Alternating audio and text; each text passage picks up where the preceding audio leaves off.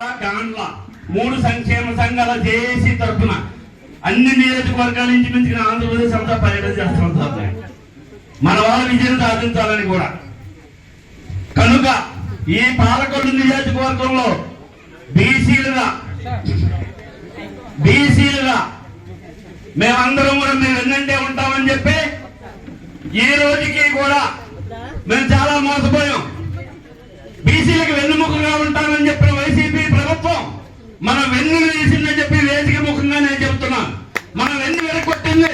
మనకెక్కడ మన హామీలు ఏమీ నెరవేర్చలేదు.